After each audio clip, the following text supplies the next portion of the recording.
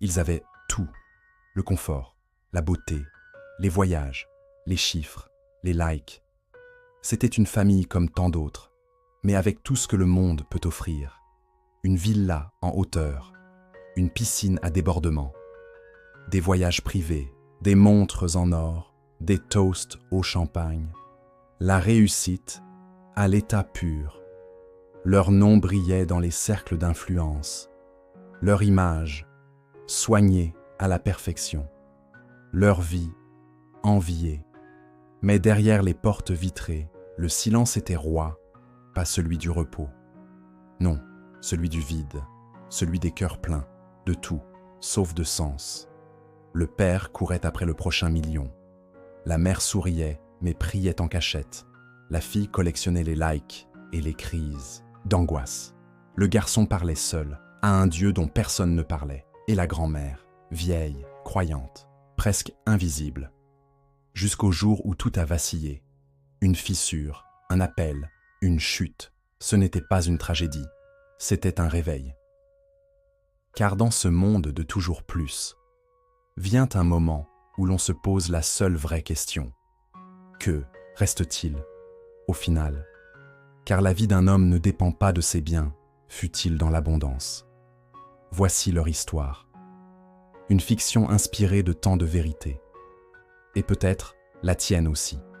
Avant que l'histoire commence. Si ce message touche ton cœur, n'oublie pas. Abonne-toi pour ne pas manquer les prochaines histoires.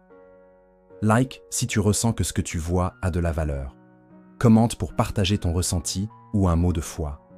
Partage cette vidéo. Tu ne sais jamais qui a besoin de l'entendre. Parce que l'essentiel ne disparaît jamais. C'était une famille comme tant d'autres, mais avec tout ce que le monde peut offrir. La mère Sofia Delgado dans la cuisine range distraitement une assiette en porcelaine. Elle regarde l'horloge. Le père Elijah Mansa traverse la pièce sans un mot. La fille Anae Mansa, dans sa chambre sur son téléphone, poste une story, mais son visage est vide. Une notification, plus 512 likes. Elle soupire. Le garçon Noah Mansa dans la bibliothèque.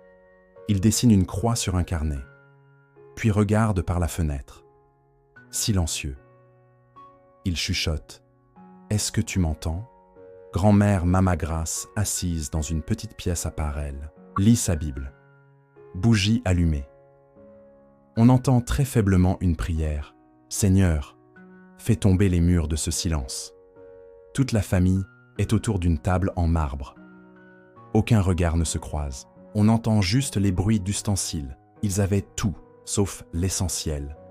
Une alarme qui sonne, début d'un imprévu. Un regard croisé furtif entre Sofia Delgado et Mr. Mansa. Le garçon Noah Mansa qui ferme les yeux et dit « Pourquoi on ne prie jamais ici ?» Monsieur Mansa dans son bureau vitré au dernier étage de la maison.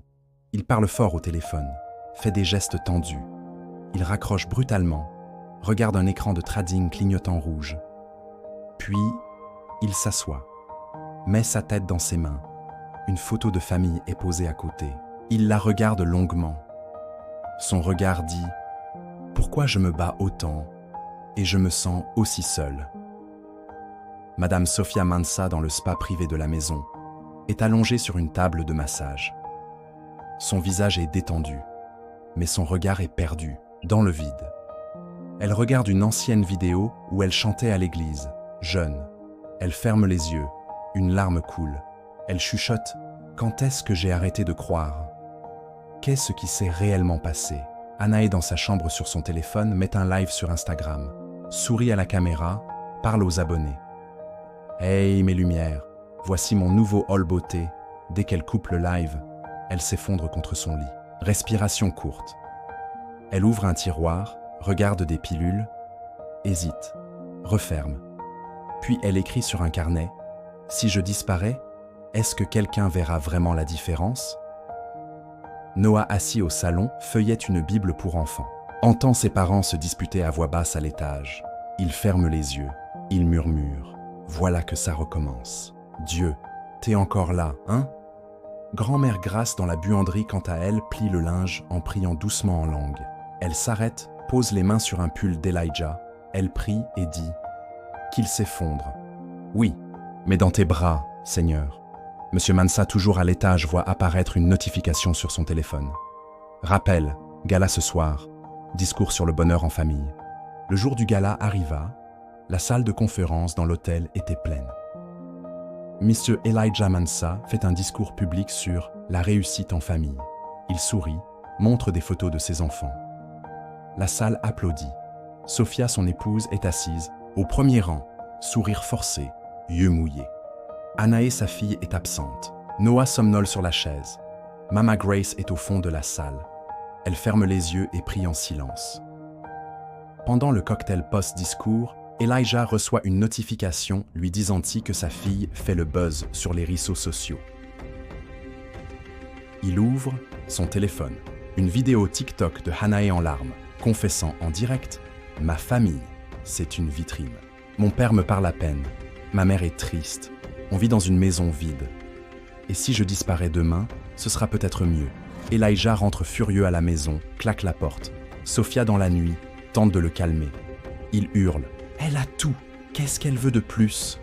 Noah descend les escaliers en pleurant. Mama Grace le prend dans ses bras. Anae est enfermée dans sa chambre, avec une musique forte, assise dans la douche froide. Un peu plus tard, la nuit dans le salon, toute la famille et la maison. Mais chacun sont dans des pièces séparées. Sophia ouvre un tiroir, retrouve une vieille Bible. Elijah s'effondre dans son bureau. Il frappe la table. Puis il murmure. Si tu existes, dis-moi pourquoi. Mama Grace prie dans le couloir, à genoux, en larmes. Noah écrit dans un carnet « J'ai demandé à Dieu de nous sauver, même si c'est pas beau. » Pendant ce temps, un orage éclate dehors. Tous les écrans s'éteignent dans la maison. Silence dans toute la maison. Au petit matin, nous avons une légère petite pluie. Sophia est dehors sur la terrasse de la villa seule, sous une couverture. Il pleut doucement. Elle boit un café. Elle regarde la ville. Elle murmure « Je ne sais plus quoi faire, mais je sais que je ne veux plus fuir. » Elijah dans la maison passe dans l'un des couloirs. Il s'arrête. Il entend la voix de Noah qui lit à voix haute « Cherchez premièrement le royaume de Dieu. » Elijah s'approche. Noah est assis dans le salon, Bible ouverte. Elijah s'assoit à côté de lui. Pas un mot, juste le silence partagé. Dans la cuisine, Sophia reçoit un appel FaceTime. Elle hésite, répond. C'est une ancienne amie chrétienne, qu'elle n'a pas vue depuis 10 ans. La femme dit simplement « Je sais pas pourquoi, mais j'ai prié pour toi cette nuit. Est-ce que ça va ?» Sophia pleure en silence. Sans toutefois lui rien dire, elle hoche la tête. Nous étions en fin d'après-midi. Anae dans sa chambre ouvre les rideaux. Elle voit une colombe posée sur le balcon. Elle s'approche doucement, puis regarde en l'air. Elle entend au fond de sa mémoire une phrase de Mama Grace. Quand tu vois une colombe, souviens-toi que Dieu ne t'a jamais quitté. Au fond de la maison, Mama Grace allume une bougie. Elle écrit sur une feuille. Vous avez cherché le bonheur. Maintenant cherchez Dieu. Elle pose la feuille sur la table centrale du salon. Puis elle retourne s'asseoir, paisible, comme si elle attendait quelque chose. Tous les membres de la famille sont chacun dans une pièce, mais paisibles, pour la première fois. Il est écrit dans le livre de Jérémie, au chapitre 19, verset 13, « Et vous me chercherez, et vous me trouverez, si vous me cherchez de tout votre cœur. » Le lendemain matin, Sophia dans sa chambre se maquille légèrement. Son regard croise celui du miroir. Elle se met à chanter doucement un ancien chant de louange qu'elle chantait jeune. « Je t'élève, mon Dieu fidèle. Je t'élève, mon Dieu fidèle. » Sa voix tremble, mais elle ne s'arrête pas. Monsieur Mansa, à partir de son bureau, l'écoute en silence. Il regarde l'écran de son ordinateur, ouvert sur un site d'investissement avec des propositions de marché alléchantes. Dérangé dans son esprit, il ferme l'onglet. Il ouvre un autre site dont le titre est « Comment prier quand on ne sait plus croire ». Il lit, puis s'adosse au mur, yeux fermés, et plonge dans un état pensif. Noah, son fils, est au salon. Il allume la TV pour regarder un dessin animé, mais tombe sur un documentaire d'un missionnaire dans un pays pauvre. Il écoute attentivement, puis dit tout bas et en lui-même « C'est ça que je veux faire. Aider, parler de Dieu, vivre pour Dieu, et parler de lui aux autres dans le but de transformer leur vie. Apporter de l'espoir à ceux qui n'en ont pas. Il ferme la TV et va chercher son carnet. Pendant ce temps, sa fille Anaé est dans sa chambre. Elle écrit un post sur Instagram pour exprimer le ressenti de son cœur, mais cette fois de manière authentique. J'ai vécu dans la lumière, sans chaleur. Aujourd'hui, je cherche la lumière, qui réchauffe. Dieu, si tu me lis, je suis Allah. Elle ne le publie pas encore, mais elle sourit doucement. Mama Grace dans un coin habituel de la maison. Elle allume une deuxième bougie. Elle regarde la porte qui reste entr'ouverte. Elle murmure. « Merci Seigneur, ils t'entendent. » En fin de matinée, Noah dépose son carnet sur la table du salon. Il l'a laissé ouvert sur une page avec un dessin. Toute la famille, main dans la main, entourée de lumière. En dessous, il a écrit « J'ai prié pour qu'on soit ensemble, même si on n'est pas parfait. » Sophia voit le carnet et le lit en silence. Sophia décide de cuisiner pour la soupe. Monsieur Mansa l'aide, maladroitement. Mama Grace prépare la table avec Noah. Anaé descend en silence, surprise de voir tout le monde ensemble. Personne ne parle vraiment, mais tout le monde sourit. Monsieur Mansa bénit le repas. Timidement, mais sincèrement. Pour la première fois depuis longtemps, ils sont autour d'une table. Ils parlent en famille. Monsieur Mansa prend la parole et dit « J'ai été trop occupé à tout construire. J'ai bâti des entreprises. J'ai voyagé un peu partout dans le monde pour les voyages d'affaires, les forums, les séminaires et conférences. Cependant, j'ai oublié ce qui comptait le plus. » Sophia ajoute « On a laissé Dieu dehors. Il est temps de le laisser entrer. » Mama Grace sourit.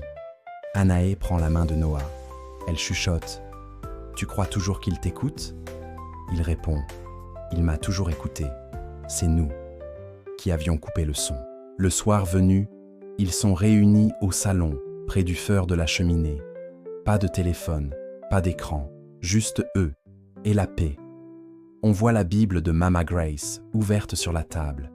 Ils avaient tout pour être heureux, mais il leur manquait la source. Ce jour-là, ils n'ont pas tout réglé, mais ils ont fait le plus beau des choix. Ouvrir la porte de leur cœur. Car parfois, la restauration commence par un simple « Je suis là ». Monsieur Mansa est sur la terrasse de sa maison. Il est debout, seul, en hauteur. Il regarde la ville, le ciel qui s'embrase au coucher du soleil. Il respire profondément, ferme les yeux, sourit. Ce n'est pas le triomphe, c'est la paix. Il sort son téléphone. Hésite. Il ouvre un message de Sophia lui disant « On t'attend, le dîner est prêt, ta famille t'aime. » Il sourit. Une larme coule doucement. Il lève les yeux vers le ciel. « Merci d'avoir attendu. » Il rejoint les autres par la suite dans la salle à manger. La table est dressée. La lumière est dorée. Mama Grace bénit le repas d'une voix simple. Les visages sont sincères, apaisés. Anaé envoie un message. Aujourd'hui, on n'a pas filmé, on a vécu. Noah lit à voix haute un verset. Ceux qui espèrent en l'Éternel ne seront jamais confus. Ésaïe, chapitre 49, verset 23. Ils avaient construit une forteresse. Mais Dieu a frappé à la porte. Pas pour tout changer d'un coup, mais pour commencer un chemin.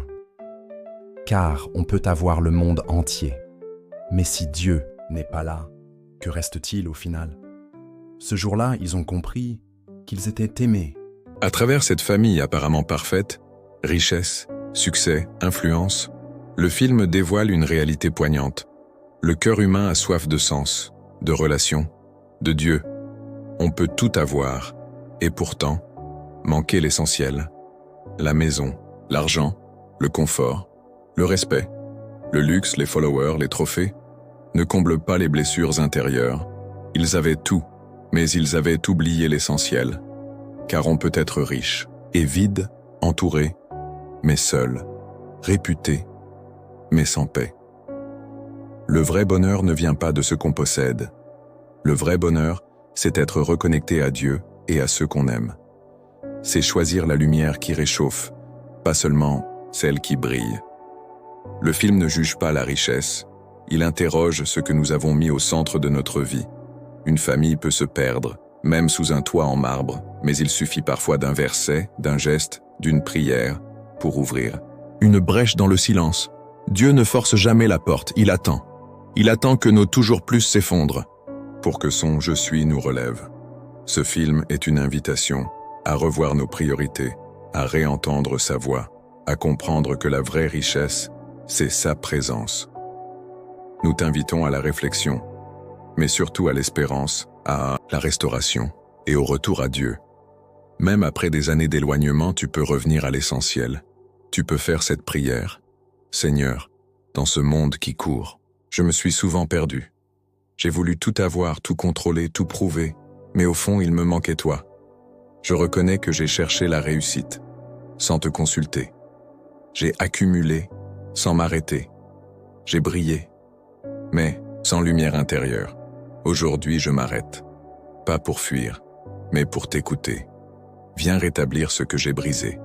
Viens apaiser ce que j'ai nié. Viens régner là où j'ai voulu diriger seul.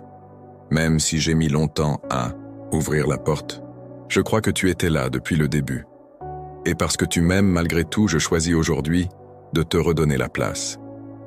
Pas seulement dans mes mots, mais dans mes choix, dans ma maison, dans mon cœur. Car à quoi bon tout posséder si je perds l'essentiel? Je reviens à toi, et je crois que ce n'est pas trop tard. Amen. Merci d'avoir regardé jusqu'au bout. Si cette vidéo a parlé à ton cœur, abonne-toi pour suivre nos prochaines créations. Like si tu as été touché. Commente pour nous dire ce que tu en retiens. Partage-la autour de toi, parce qu'une histoire peut changer une vie. Et souviens-toi, ce qui est éternel commence souvent par un simple pas.